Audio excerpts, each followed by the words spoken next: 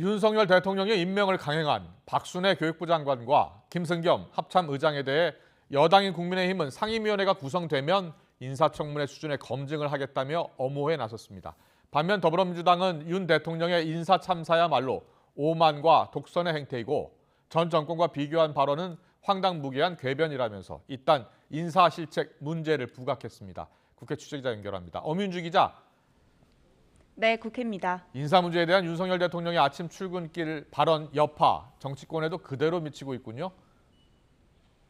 네, 민주당은 앞서 들었던 윤석열 대통령의 아침 약식 회견에서 한 발언에 강하게 반발했습니다.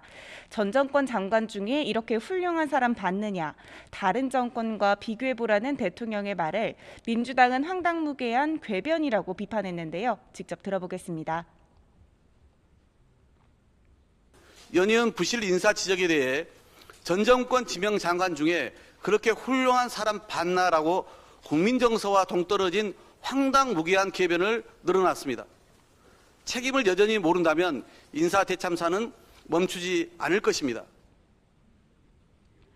이에 맞서 국민의힘 역시 최근 윤 대통령의 인사를 둘러싼 비판 여론을 의식한 듯 적극 엄호에 나섰는데요. 국회 상임위원회가 구성되면 인사청문회 수준의 인사 검증 작업을 거치겠다고 방어막을 쳤습니다. 직접 들어보겠습니다. 박순애 장관, 그다음에 합참의장 같은 경우에는 국회 상임위가 구성이 되면은 그 상임위에서 인사청문회 수준의 인사검증 작업을 하도록. 또 이미 임명된 터라 되돌릴 수는 없지만 장관 스스로 사과할 것은 사과하고 전문성이나 능력을 설명하는 게 국민에 대한 도리라 판단했다고 배경을 설명하기도 했습니다. 국민의힘 상황 보겠습니다. 이준석 대표의 징계 논의를 위한 윤리위 이틀 앞으로 다가왔죠? 네, 모레 예정된 당 윤리위원회에 일찌감치 출석하겠다는 의사를 밝힌 이준석 대표. 오늘 아침 라디오에서 자신에 대한 공격이 이른바 윤핵관으로부터 들어오는 게 명백하다고 주장했습니다. 직접 들어보겠습니다. 윤리 징계 절차가 시작된 이후에 지금 보시면 혁신위에 대한 공격도 그렇고 소위 윤핵관이라고 하는 세력 쪽에서 들어오는 게 명백하지 않습니까? 연관관계는 제가 전혀 파악하지 못했습니다만은 뭐 이런 거죠. 까마귀가 날았는데 배가 떨어졌어요.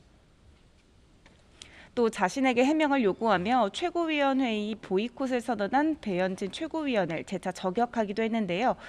과거 배 최고위원이 한 혁신위 사조직 발언이 민망해서 불참한 게 아니냐며 국민에게 납득 가능한 해명을 해야 한다고 촉구했습니다. 여기에 배 최고위원은 SNS에 이 대표를 겨냥해 안 했다, 물이 빚어 충고하다는 열자만 밝혔다면 간단히 해결됐을 것이라며 해야 할 말만 하라고 맞받는 등 당내 갈등은 악화일로 양상입니다. 이와 관련해 권성동 원내대표는 두 사람을 향해서 초심으로 돌아가 오로지 국민과 당원만 바라보고 행동해야 한다며 자제를 촉구했습니다.